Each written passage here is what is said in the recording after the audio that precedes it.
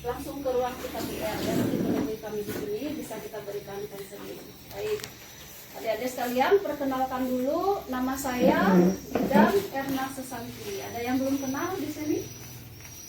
Ada mungkin 1-2 yang belum kenal ya. Dysmenorrhea atau nyeri haid ya, jadi nyeri selama siklus haid. Jadi hari ini saya akan menyampaikan beberapa informasi penting terkait nyeri haid ya kepada adik-adik sekalian remaja putri. Ada yang belum haid di sini? Ada nggak yang belum haid? Semua sudah haid ya. Rata-rata haid pertamanya kelas berapa? SMP, SD, SMP. Kelas berapa? Kelas 8 ya, sudah mulai rata-rata haid ya. Angkat tangan yang tidak pernah merasakan nyeri haid. Ada yang tidak pernah merasakan nyeri haid di sini? Tidak ada. Jadi rata-rata semua pernah ya, baik nyeri perut maupun nyeri pinggang, sakit kepala, sakit payudara, semuanya pernah merasakan, ya kan? Ya, sudah, itu namanya nyeri haid. Ya, baik. Di sini saya akan kurang lebih 15 menit ke depan saya akan menyampaikan materi. Kemudian 5 menit sisanya saya akan berikan waktu buat adik-adik untuk kita sharing, saya jawab ya. Nanti kalau adik-adik tidak ada pertanyaan, saya akan memberikan pertanyaan. Jadi diperhatikan dengan baik ya materi yang akan saya sampaikan. Ya, ya, jadi di sini berobat atau di hari aja, di hari aja lah ya lah. Di hari itu sembuh sendiri ya. Nah, baik, sebelum masuk ke dalam materi saya tanya dulu menurut pengalaman ya. Ini adik yang di sini ya. Nyeri haid itu apa? Kira-kira nyeri haid itu apa? Pak, pengertiannya kira-kira? Nggak tahu. Iya, baik, bantu ya. Nyeri haid itu ya bisa dikatakan sebagai gejala ya, suatu gejala yang muncul sebelum dan selama haid yang ditandai dengan kram atau nyeri ya, kram atau nyeri perut dan punggung, pinggang dan sebagainya ya. Itu termasuk di dalam dysmenorrhea ya, itu pengertiannya bisa ada dilihat itu ya. Jadi intinya adalah apa tadi, bisa diulangi lagi? Gejala yang timbul sebelum dan sebelum menjelang ya, menjelang dan selama menstruasi ya, menjelang kalau sesudah kan nggak ada nyeri-nyeri lagi ya, biasanya menjelang, maksudnya bisa dikatakan kalau orang sekarang tuh PMS istilahnya ya, kalau masa medisnya PMS tuh premenstrual syndrome.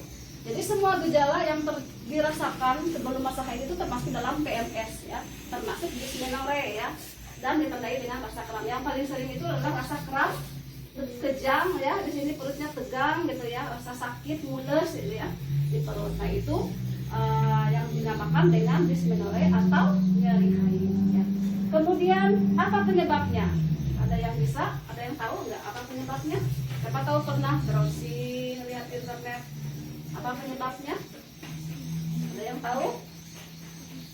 Karena keterlaluan kontraksi dalam upaya menurunkan lapisan dinding rahim, rasa nyeri, umumnya turut menyertai. Iya, baik ya. Jadi gini ya, kita semuanya di samping adik-adik ya, ibu juga walaupun sudah berumur juga di usia reproduksi, artinya di usia reproduktif ya, dari usia remaja 12 sampai 40 tahun, remaja sampai 18 tahun, kemudian kalau dewasa sampai 40 tahun itu kita mengalami namanya menstruasi. Menstruasi apa nama lainnya apa? Selain menstruasi. Selain menstruasi itu apa nama lainnya? Haid atau apa lagi? Datang bulan atau apa lagi? Mens ya, mens ya. Jadi banyak istilah-istilah ya. Itu semuanya sama. Artinya menstruasi itu terjadi pada setiap wanita ya, yang menunjukkan kedewasaan ya, secara fisiknya. Artinya dia sebagai seorang wanita itu dia sudah mencapai puncak kematangan fungsi seksualnya ya. Jadi namanya haid itu jangan dianggap sebagai beban, jangan dianggap sebagai tugas yang berat, jangan dianggap sebagai aib ya, karena itu terjadi pada setiap wanita dan itu adalah tanda satu-satunya menandakan bahwa sebagai seorang wanita kita itu normal dan kita siap untuk melakukan reproduksi, proses reproduksi beranak, ya hamil dulu ya, hamil, beranak, semuanya dimulai dari yang namanya menstruasi. Nah, menstruasi itu terjadi ketika lapisan dinding rahim itu dia luruh ya. Saya tidak perlu menjelaskan bagaimana prosesnya karena itu terlalu teknis sekali. Jadi intinya kita ini punya rahim, terus rahim itu ada dindingnya ya. Jadi akibat pengaruh dari hormon-hormon ini ya, dia nanti akan setiap bulan tuh dia akan luruh dalam bentuk darah haid ya. Nah, pada saat proses luruhnya tadi ya, dia disertai dengan kontraksi rahim. Jadi rahim itu akan berkontraksi untuk meluruhkan dinding rahim tadi karena tidak terjadi pembuahan ya. Kalau terjadi pembuahan, ada yang ngerti nggak terjadi pembuahan itu oleh apa dulu? Pertemuan antara sperma dengan sel telur. Nah, dan itu pembuahan itu terjadi kalau kita melakukan hubungan intim ya. Itu tidak boleh ya, remaja itu hanya ada orang yang sudah sah menikah ya. Tetapi pada remaja ataupun perempuan yang tidak melakukan hubungan seksual ya, atau dia menggunakan kontrasepsi, proses haid itu akan terjadi ya ketika sel telur tidak dibuahi ya. Jadi nanti oleh pengaruh hormon dinding rahim itu akan luruh ya, dan pada saat meluruhkan itu rahimnya akan kayak gini dia. Nah, kayak gini. Jadi di sini kan kayak gini, dia kontraksi. Bahumi dan kita kontraksi. Jadi dalam upaya dia meluruhkan dinding rahim tadi sehingga keluarlah darah haid ya. Nah, itu dia salah satu sebab dari sakit perut atau mules tadi ya. Dia pada saat meluruhkan kontraksi tadi itu disertai dengan rasa kram ya, kayak mules gitu ya, beberapa hari ya. Kemudian tanda dan gejalanya apa saja? Yang pertama tadi jelas ya, nyeri perut atau kram, kemudian payudaranya terasa kencang. Ada ya di sini yang sebelum haid tidak merasa kencang payudaranya, ada? Tidak, jadi tidak merasa ya. Tapi rata-rata akan terasa ya, kejang, kram. Kalau kena baju itu sakit ya. Nah itu. Kemudian punggung dan pinggang nyeri, merasa enggak? Di sini sakit ya, punggung sampai ke punggung sampai ke paha malah ya. Kemudian sakit kepala. Nah itu juga salah satu tanda dan gejala dari dysmenorrhea ya. Selanjutnya akibat dari nyeri tadi apa saja? Pernah mengalami? Pasti pernah, nggak mungkin nggak pernah. Oleh ya sensitif betul ya, moody ya.